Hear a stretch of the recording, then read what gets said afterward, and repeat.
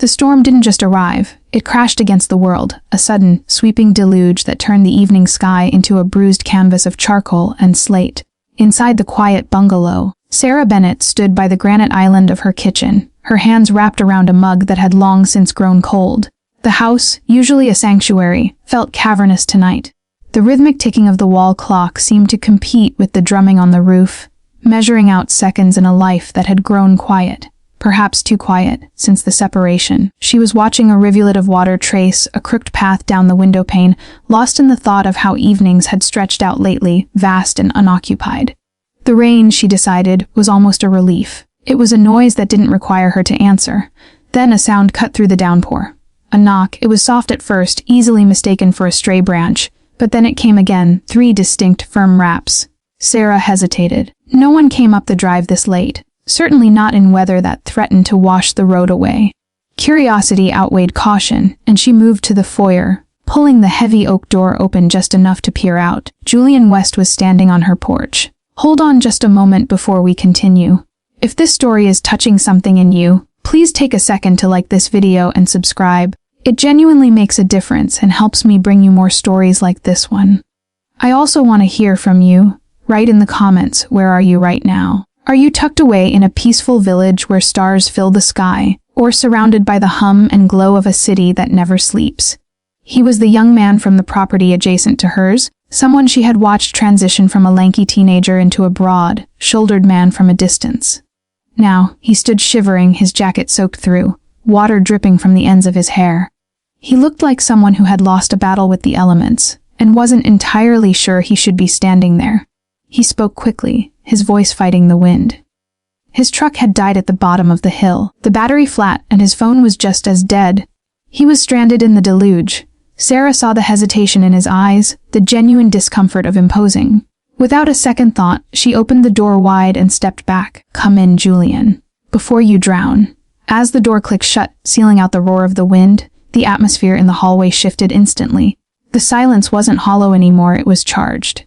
Sarah noticed the way he carefully toed off his muddy boots on the mat, respectful of her space. She noticed the way he breathed out a sigh of relief that fogged slightly in the cooler air of the entryway. She moved on instinct, fetching a thick towel from the linen closet. When she handed it to him, their fingers brushed, a fleeting contact that sparked a sudden, sharp awareness in her. It wasn't just gratitude she saw in his smile as he dried his hair. It was a stillness, a presence. The boy next door was gone, replaced by someone who took up space in a room in a way she hadn't anticipated. They moved to the living room, the storm raging against the glass like a jealous spectator. Sarah started the kettle, the routine familiar, but the context entirely new. They fell into conversation, the kind that starts with the weather, the safest topic, but quickly spills over the edges. Julian spoke about his return to the town after years in the city, about the strange dissonance of walking old streets as a new person. He worked remotely now, he explained, staring into the gas fireplace as the flames danced. He talked about the restlessness of being in a quiet place when his mind was still loud. Sarah found herself leaning against the counter, surprised by how easily her own words came. She didn't offer the rehearsed, polite answers she usually gave the grocery store clerks. She spoke about the silence of the house, the way the rooms echoed differently now that she was alone. She didn't dwell on the sadness, but she didn't hide it either. And Julian listened. He didn't check a watch. He didn't glance at the door. He held her gaze, nodding slowly, processing what she said with a gravity that made her feel incredibly seen. At one point, thunder shook the floorboards, and the overhead lights flickered, dipping the room into near darkness for a heartbeat before surging back. They both laughed, a startled, genuine sound that broke the last of the tension. The grid around here never liked a challenge, Julian joked, his voice dropping an octave, warm and steady. It adds character, Sarah replied, smiling. It felt good to smile like that, unforced. She poured the tea, and they sat. Not too close, but close enough that she could smell the rain on his clothes and the faint scent of cedar. The conversation deepened, meandering through lost dreams and future plans. Julian spoke of his desire to build something of his own. Not just a career, but a life that felt authentic. He spoke with a patience that impressed her. He wasn't rushing toward a finish line. Sarah realized she had spent so long rushing to fix her marriage, rushing to heal, rushing to fill the silence. Sitting there, watching the steam rise from her cup, she felt the frantic pace of her internal clock slow down to match his. Time became fluid. Minutes dissolved into the comfort of shared space. When Julian finally glanced toward the window, noting that the torrential sheets of rain were thinning into a steady drizzle, Sarah felt a pang of disappointment. It was a sharp, physical sensation in her chest. She wanted the storm to last a little longer. She wanted the excuse to keep him there. "It looks like it's letting up," he said, though he made no move to stand. "Give it a minute," Sarah said, her voice softer than she intended. "Just to be safe." He looked at her then, really looked at her, and the air between them grew heavy, not with pressure, but with potential. It was the realization that this wasn't just a rescue mission. It was an intersection. Eventually, the inevitable happened. The rain slowed to a stop, leaving only the dripping rhythm of the eaves. Julian's phone, now charged enough to turn on, buzzed with missed notifications, pulling the outside world back into the room. He stood up, and the shift in energy was palpable. The bubble was popping, but before he reached for his jacket, he turned to her, his expression turning serious. "Sarah," he said, using her name with a deliberate weight, "I have to be honest. The truck really did break down. That was real. But," he paused, searching for the right words, "I've wanted a reason to knock on this door for months. I see your lights on when I drive by. I've wondered if you were lonely, or just peaceful.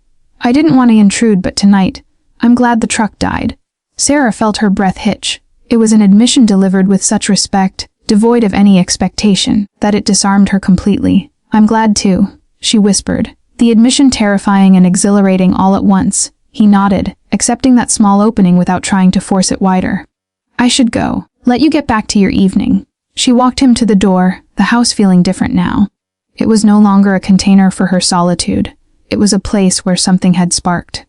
At the threshold, Julian paused, stepping out into the cool, damp air. "Thank you," he said, "for the shelter. And the tea." "Anytime," Sarah replied, and they both knew she meant it. He walked down the wet pavement, illuminated by the street lamps reflecting off the puddles.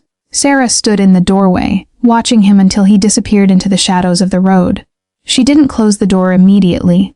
She stood there, breathing in the scent of ozone and wet earth, feeling a tremor in her hands, not from cold, but from the sudden rush of life returning to her veins. She eventually locked the door and turned back to the empty hallway. But as she walked to the kitchen to collect the mugs, she realized the emptiness had changed. It wasn't a void anymore. It was space. Space for new things to grow. She washed the cups slowly, the warm water soothing her hands, replaying the conversation in her mind. The way he listened. The way he respected her boundaries while gently letting her know he was interested. It was a quiet miracle, really, how an ordinary Tuesday night, wrapped in a storm, could pivot the direction of a life. Sarah dried her hands and leaned against the counter, looking out at the dark street one last time. She wasn't imagining a fairy tale. She wasn't planning a wedding. She was simply acknowledging a shift. The rain had washed away the dust of the past few years, leaving something raw and clean underneath. She turned off the kitchen light, leaving a single lamp burning in the living room. As she headed upstairs, she carried the warmth of the evening with her, a small, glowing ember of hope. She knew that tomorrow, the sun would dry the pavement, and life would resume its normal shape. But she also knew that the next time a knock came at her door, she wouldn't hesitate to open it. The storm had passed, but the story was just beginning.